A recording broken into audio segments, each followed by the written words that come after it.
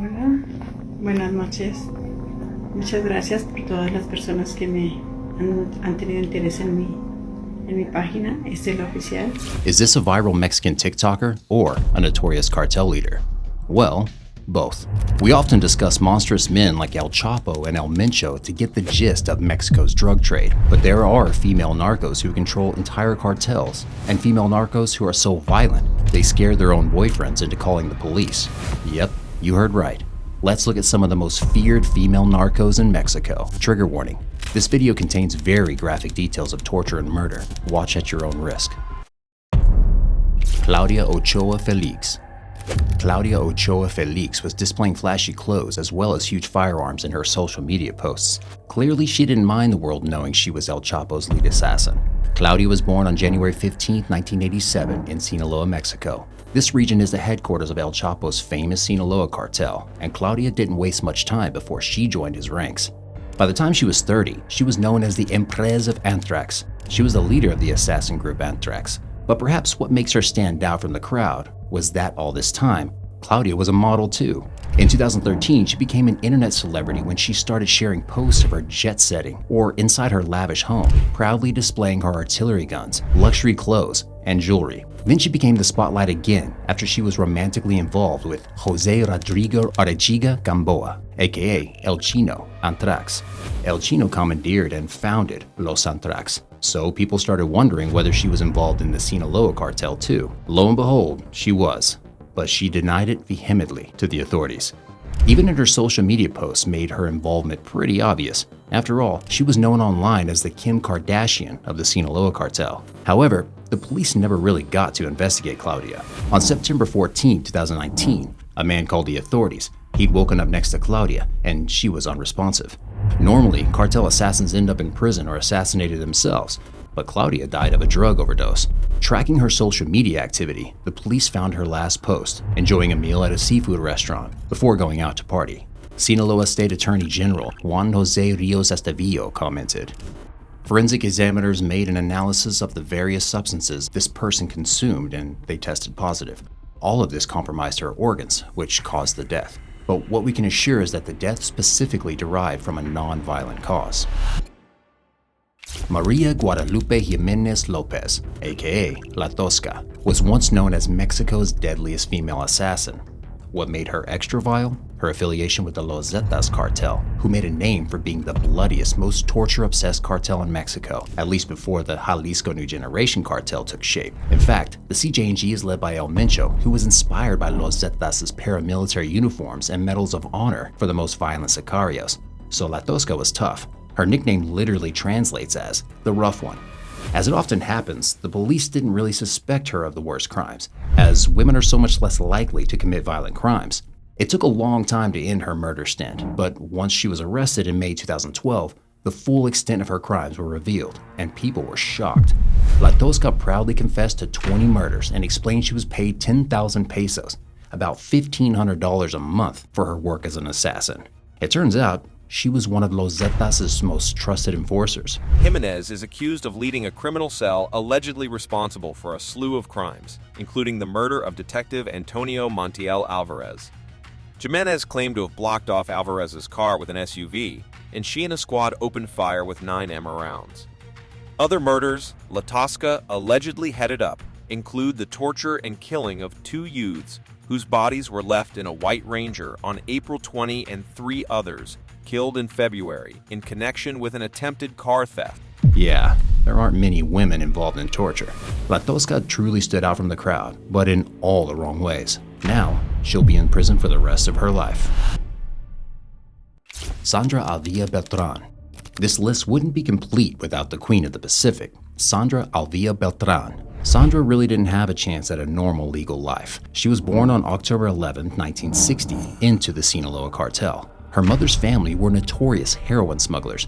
Her father, Alfonso Alvia Quintero, was the brother of the Guadalajara cartel leader, Rafael Carro Quintero. Rafael and Miguel Angel Felix Gallardo were the founders of Mexico's first modern cartel, the Guadalajara. This is the same cartel El Chapo and El Mencho worked for before the Sinaloa even existed. So Sandra grew up in the 60s and 70s, watching ruthless men sign sketchy deals and bribe or beat others into submission. One thing was clear to her: Mexico is seriously corrupted, and it was easy to abuse this. Pero no es nomás con el narcotráfico, hay mucha corrupción en cualquier ámbito social, comercio, empresas, tráfico de influencias con el narcotráfico, con indocumentados, en todo. When she was 13 years old, Sandra witnessed her first shootout. Of course, this left a mark on her, but she was already involved in her family's cartel. She worked as her dad's money counter. Cartel dads aren't exactly ideal parents. Sandra's dad gave her private tuition, piano and dance lessons, and trips to Disneyland on a regular basis. But he also exposed her to violence, made her participate in it, and left her prone to assassination attempts. She was still a teenager when someone tried to kill her. Joelillo, de un momento se atravesó un carro, nos cerró el paso y se bajaron dos personas armadas. Se nos pusieron de frente y inició el tiroteo. La persona que me iba siguiendo armada trató de salir corriendo para que no lo tuvieran y lo detienen cuando él trata de salir. Es como yo me salvo. Y alcancé a ver a Joel tirado en la calle, muerto. Imagine losing your boyfriend this way, but for Sandra, this was normal. People walked the streets with pistols at the waist, with musicians walking and playing behind them. At dawn, you heard the music, the shootouts. It was when they killed the people. Sandra went on to study journalism at the prestigious University of Guadalajara. She kept to herself and got excellent grades. Her college mates remember her as quiet, withdrawn, and suspicious of people. This might not be surprising considering what she had already been through. Sandra could have chosen a career in the legal world, but instead, she put her newfound skills to good use in the cartel world. She became a master money launderer. Around the same time, Sandra entered the highest echelons of Mexico's drug world.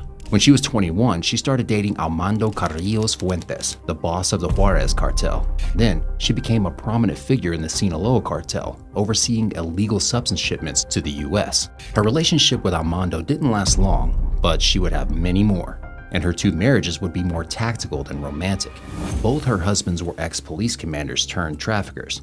Sandra's husbands knew the ins and outs of the Mexican police world, and her insights helped her dodge the law and become an even more skillful smuggler. In an ironic twist, both of her husbands were stabbed to death by hired assassins.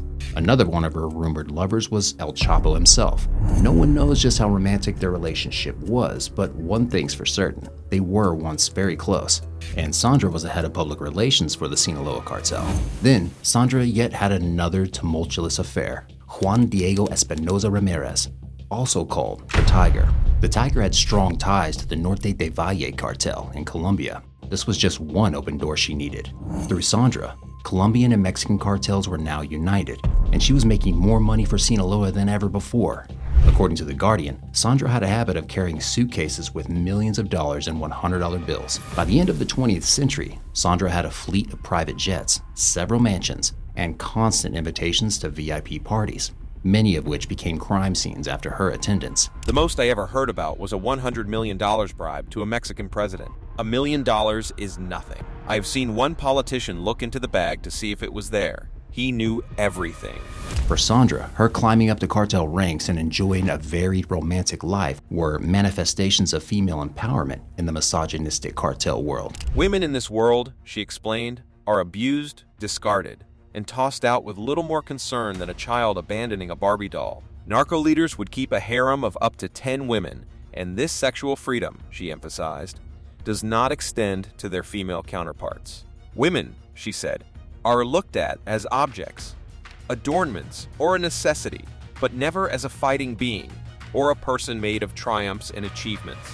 Her career triumph and the gold pendant on her neck carrying 228 diamonds was a middle finger to all the men who thought women can't make it in the narco world. As cool as that may sound, she still killed people to get on top, and the police were on her tail. In 2002, Sandra's son was kidnapped and she paid $5 million ransom to get him back. This made the police even more suspicious of her. Clearly, whoever kidnapped her son knew she was filthy rich. Then, there was another incident. In 2001, the United States seized a tuna fishing boat transporting 9 tons of white snow. Imagine how many more actually came into the country before the DEA finally caught on to them. This is what earned Sandra her nickname, the Queen of the Pacific, and that's when police declared her one of Mexico's most wanted and got a warrant out for her arrest. Sandra lived on the run for 5 years. No descansas. Estás cambiándote constantemente de ciudad, de casa. No puedes tener amistades, no puedes ver a tu familia. Es agobiante. Finally, in 2007, she was arrested. Tu nombre, por favor. Sandra, Adina Beltran. ¿De dónde es originaria? Tijuana, Baja California. When the officer asked her what business she was in, she said clothing. Even when she was convicted and sent to prison for life, she remained adamant that she shouldn't be there. For much of the next decade, she lived behind bars, but in style. While other prisoners had visits in a common room, Avila's guests were escorted to her cell, where 3 maids served food, alcohol, and cigarettes. Jose Gerardo Mejia, the first journalist to interview her in prison, described Avila as a prisoner in 4-inch heels, adorned with jewels, custom clothing, and obsequious guards who acted with the airs of a low-ranking diplomat announcing their arrival of the ambassador. When she was denied restaurant-made food, Sandra claimed her basic rights were being violated. She never seemed to own up to her crimes or accept a more modest life. In 2012, she was extradited to the US and named a key link in the cocaine conspiracy. Finally, she pleaded guilty and got a 70-month sentence. Sandra ended up spending 2 years in solitary confinement for bad behavior. Her money and influence couldn't always get her what she wanted. In 2015, she was released and is now living in Guadalajara. Inside the front door of Sandra Avila Beltran's home is an altar and lit candles that form a crowded shrine to her first husband, riddled by gunfire, her second husband stabbed through the heart, and her brother tortured to death. Sandra lost most of her money and assets, including 15 homes, 30 sports cars, and 300 jewels. However, she's not done with being the center of attention. Hola, buenas noches. Muchas gracias por todas las personas que me han tenido interés en mi página. Esta es la oficial. In 2023, Sandra Avila Beltran became a TikTok celebrity. She posts skincare routines and videos of herself rambling about the glory days of her cartel life. Con un semblante visiblemente molesto, la llamada Reina del Pacífico reiteró que Calderon es quien debe estar preso por corrupto y que si hablara de cuántas personas se han enriquecido de manera ilegal, 2 primeras damas ya estarían tras las rejas.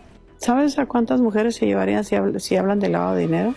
Sandra has almost 300,000 followers on TikTok. She might want to use her internet fame to recover some of her money, or at least some of her fame. But her lack of remorse over her actions or general cartel bloodshed doesn't sit well with most people. Lachina doesn't get much scarier than Melissa Margarita Calderon Ojeda, aka Lachina. She was the commander of a cartel army that was so violent, it shocked her soldiers, her male counterparts, and her lovers.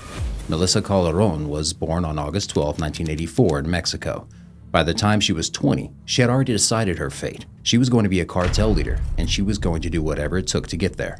In 2005, Melissa took the name Lachina and joined the Damaso cartel, a subdivision of the notorious Sinaloa cartel. She was ruthless and ambitious, and she didn't care that most of the criminals around her were men.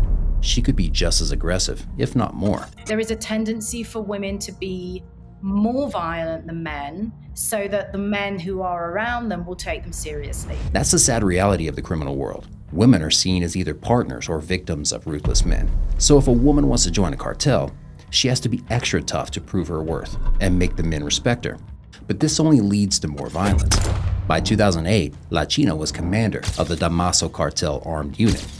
And while she was commander, the rate of crime in the area went up several times. She had a thirst for blood that was shocking even to the most violent criminals in her gang. Calderon Ojeda is blamed for the outbreak of violence in the resort area, which government officials believe are responsible for a number of murders and other violent crimes that stems from a turf war between rival gangs in La Paz, according to Fox News Latina. She would kill cops, kidnap people for extortion, and dismember enemies from rival gangs. She would leave parts of their bloody bodies on their family's doorstep. Lachina and her unit were responsible for at least 178 deaths. Whenever her men would have a successful mission, leaving bodies behind, that is, she would reward them with big bags of white powder. Needless to say, Melissa was surrounded by violent men. In 2014, Damaso's then leader, El Grande, killed Lachina's boyfriend, Eric. This was a power play. El Grande wanted to let Lachina know her commanding days were over. But this wasn't a wake-up call for Melissa. In fact, she was enraged beyond her already frightening level. She swore revenge on El Grande and proceeded to leave even more victims behind. Melissa rallied 300 cartel soldiers to her side and started her own cartel, Las Fuerzas, together with her brand new boyfriend, Hector Pedro Camarino Gomez. He called himself El Chino to go hand in hand with Lachina, but El Chino would find his girlfriend so violent, he would rat her out to the police. Lachina was a violent, bloodthirsty commander during peaceful times within Damaso cartel. Now she was a real-life monster, compared to El Chapo and El Mencho's worst assassins. Every turf fight would result in a massacre. She killed everyone on sight and left their dismembered bodies out in the open for El Grande to see what was coming for him. The police were now looking to arrest her, so she would keep moving from town to town. One day, Lachina sent one of her sicarios to get a new car for another journey. He arranged for a couple of vendors to deliver the car to Melissa. When they did, she killed them just to avoid paying for their car. The sicario was shocked and threatened Lachina to go to the police. That's when she cut off his forearms, shot him in the head, and buried him in her usual mass grave. This was her own man. El Chino saw this, and he couldn't take her violence anymore. I think it's worth stressing out that El Chino was also a sicario. He was used to violence, and he'd probably committed crimes himself, but what Lachina did was a little too much for him. That day, he fled and ran straight to the police. Only they could give him protection against Lachina and her army of mad dogs. It's unclear whether El Chino tipped the police about Melissa's location out of fear of his life or a desire for justice. It's probably the former reason. But either way, Lachina's massacre days were finally over. On September 20th, 2015, Lachina was arrested at Cabo San Lucas International Airport. She was trying to flee the state.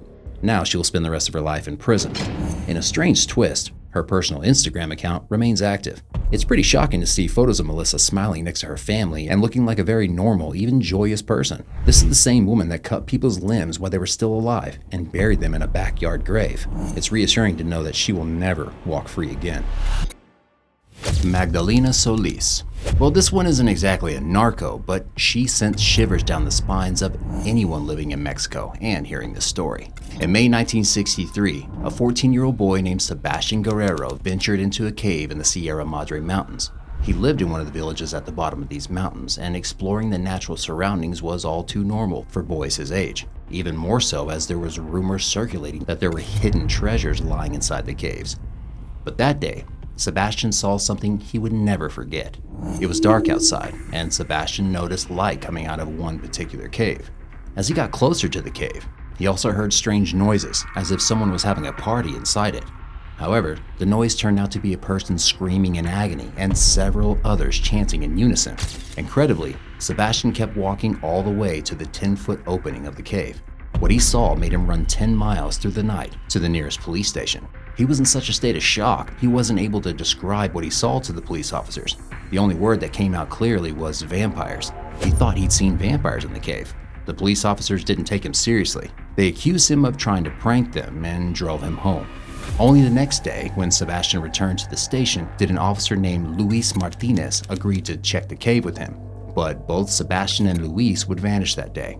The next day, the police officers realized something was off, and they rallied up the Mexican army to go find the cave. What they saw inside shocked them to the point of vomiting. A woman named Magdalena Solis was leading a cult involving torturing people, drinking their blood, and pedophilia. The horror show had started 6 months before, when brothers and petty scammers Santos and Cayetano Hernandez decided to rip off an entire town. They arrived in the isolated community of Yerba Buena and convinced the impoverished and mostly illiterate inhabitants that they were prophets and high priests of the powerful and exiled Inca gods. They proclaimed that the Inca gods, in exchange for worship and tributes, would grant them hidden treasures in the caves of the mountains surrounding the town, a place where they also performed their rites, and that they would soon come to claim authority over their ancient kingdom and punish the non-believers. Inca people didn't live in Mexico. They were in Peru, but the villagers didn't know history, and they were in love with the promise of gold and treasures. The Hernandez brothers soon had a whole sect under them, demanding money and sex, hosting drug orgies, and selling people into sexual slavery. Eventually, one of these poor people started being suspicious of all their unfulfilled promises. The brothers were afraid to lose their power, so they went in search of a sex worker who could participate in the scam and act as a reincarnated Inca goddess. Enter Magdalena Solis. Magdalena was born in Tamaulipas in 1947 in a very poor and psychologically deranged family. When she was a young child, she was sold into prostitution and her older brother, Eleazar, acted as her pimp. By the time she agreed to be the Hernandez brothers' Incan goddess, she had several mental health issues. The brothers presented her to the villagers, dressed in a flashy costume and dancing through a smokescreen. The magic show was enough for the villagers to be, once again, fooled. But here's the biggest twist yet.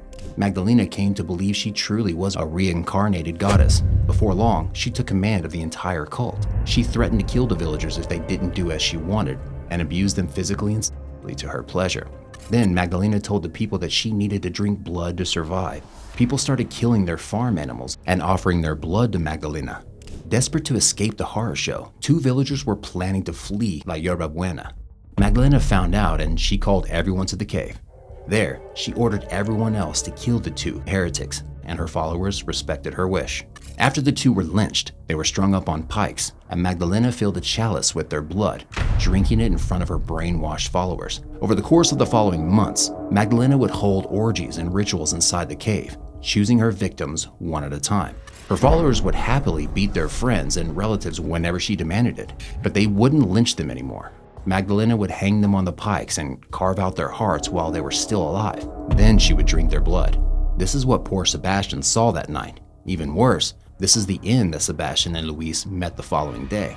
Their remains were found in a shack in a village, along with Magdalena and her brother, who were trying to hide from the police. Most of the villagers, as well as the Hernandez brothers, were killed in a massive shootout with the police. Magdalena had ordered them to fight off the police to their deaths. Magdalena was arrested and charged with the murders of Sebastian and Luis, but she is believed to have killed north of 15 people. She and her brother were sentenced to 50 years in prison, and the 12 surviving villagers were sentenced to 30 years for murder. They were so brainwashed that even as they were offered reduced sentences for testifying against Magdalena, they refused to speak against her. Magdalena was not an Incan goddess. She was a deeply disturbed human being who would die in prison a few decades later. Adina Felix. This is Adina Felix, known as La F, and this is the only picture available of her online. This goes to show just how well she managed to stay hidden, considering she's the queen pin of the Tijuana cartel. Adina was born on April 12, 1961 in Sinaloa into a family of traffickers, and perhaps unsurprisingly, her relatives became her role models. Adina's older brothers worked for their uncle, notorious drug lord and Guadalajara cartel boss, Miguel Ángel Felix Gallardo. Benjamin Ramon and Eduardo Arellano Felix became famous themselves after Miguel's arrest in 1989. As the Guadalajara cartel dismantled, the Arellano Felix brothers established their own cartel, the Tijuana, or Arellano Felix cartel. Meanwhile, Adina got a bachelor's degree in accounting, but she didn't use this to escape the dangerous cartel life. Similarly to Sandra Avila Beltran, Adina used her accounting skills to help her brothers with money laundering. She was their financial advisor, official money launderer, and the Tijuana cartel's financial administrator. Around the same time, Adina started a relationship with Armando Lopez, who was very close friends with El Chapo. But that was a problem. El Chapo was now a fierce enemy of the Arellano Felix brothers. Ramon would be killed by a cop on El Chapo's payroll in 2002. So one day, 2 of Adina's older brothers assassinated Armando. This was just their way of disagreeing with the relationship. This horrific event only motivated Adina to rise to the top of the cartel and show her brothers who's boss. So when El Chuy, the cartel's financial boss, died in 2000, she took over his position. Eventually, she did gain the upper hand over her brothers. In 2008, Eduardo was arrested, and Adina became the leader of the Tijuana cartel. But La F doesn't rule with an iron fist. In fact, she seems to embody Zainab Salbi's quote on women: "We are the first to forge lines of alliance and collaboration across conflict divides." Indeed, the vast majority of wars and conflicts were started by men, and women are known for trying to mediate conflicts. But this is unusual for women in the cartel world. Since the 1990s, Adina had been known for her rational, methodical approach to business and for her peaceful negotiations. She never uses drugs, swears, or orders assassinations. Her only illegal method of keeping power? Bribery. Of course, we mustn't forget that Adina rules a drug cartel. She's not an angel. But while so many assassins and drug lords end up in prison or dead, Adina has managed to keep herself and her immediate family safe because she can't be linked to any assassinations, tortures, or kidnappings. She remains off the radar for both Mexican authorities and the DEA. And given the fact that she's ruling her cartel for 15 years now, one can say she earned her nickname. Thanks for watching, guys. Who do you think the toughest female narco is in Mexico today? Do you know of any other ruthless narcos around the globe? Let me know in the comments, and before you go, make sure you like, subscribe, and click that bell button.